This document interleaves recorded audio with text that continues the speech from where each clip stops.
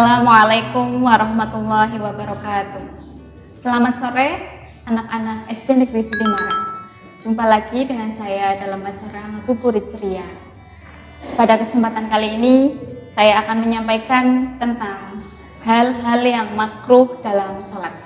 Apa saja itu? Yang pertama, meninggalkan salah satu sunnah sholat. Yang kedua, melipat baju, rambut tanpa ada uzur. Disebutkan dalam hadis riwayat Bukhari dan Muslim, umirtu an asjuda ala safati a'dumi wala aqafun thawbau wala sya'ran. Aku disuruh bersujud atas 7 tulang dan tidak melipat baju maupun rambut selagi sholat. Hadis riwayat Bukhari Muslim. Dalam hal ini maksudnya adalah ketika sholat, ketika ada rambut yang keluar sedang sholat itu dimakruhkan dalam sholat. Kemudian yang ketiga, melihat ke atas, seperti yang diriwayatkan dari Jabir bin Samurah radhiyallahu anhu. Hendaknya kaum yang mengarahkan pandangan mereka ke langit dalam sholat itu bertaubat, atau pandangan mereka tersebut tidak akan kembali kepada mereka. Hadis riwayat Bukhari Muslim. Kemudian yang keempat, membiarkan diri terganggu oleh hal-hal yang mengganggu konsentrasi dalam sholat. Di sini ada hadis yang menjelaskan, yaitu yang diriwayatkan oleh Muslim, yang artinya bahwa Nabi SAW dahulu memiliki baju bergaris yang bergambar tanda beliau tersibukkan dengannya dalam sholat, tidak bisa khusyuk dalam sholat. Lalu beliau memberikan kepada Abu Jaham, lalu mengambil mantel polos. Nah, jadi ketika sholat hendaknya jangan memakai gambar-gambar ataupun baju sarung ataupun mukena yang bisa mengganggu konsentrasi dalam sholat.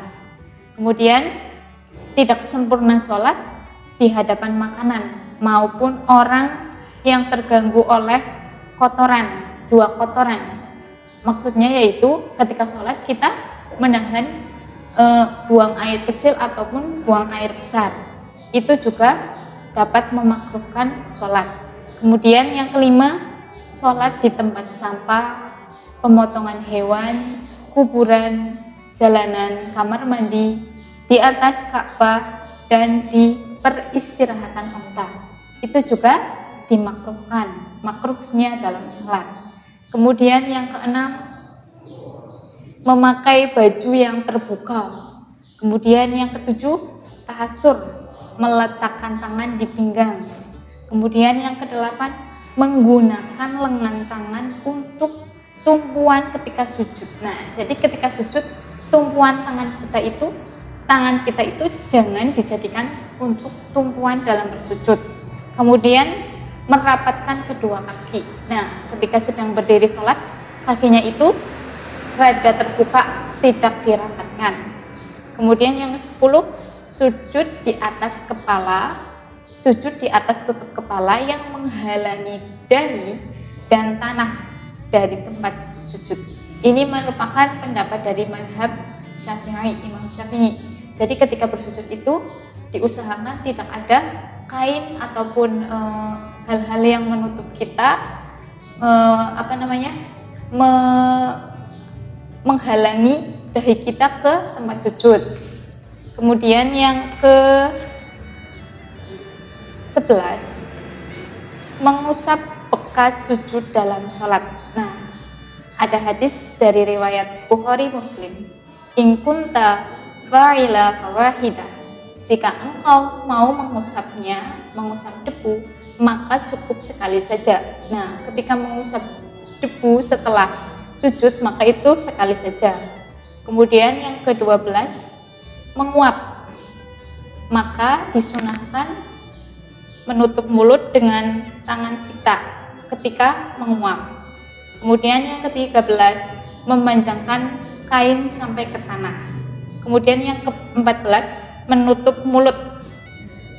Ada hadis riwayat Abu Dawud yang berbunyi, naha 'ani sadli fi sholati wa ayyughaytu ya rajulu fa Sesungguhnya Rasulullah Shallallahu Alaihi Wasallam melarang dalam sholat dan seseorang menutup mulutnya. Nah, Rasulullah Shallallahu Alaihi Wasallam telah melarang ketika memanjangkan kain dalam sholat.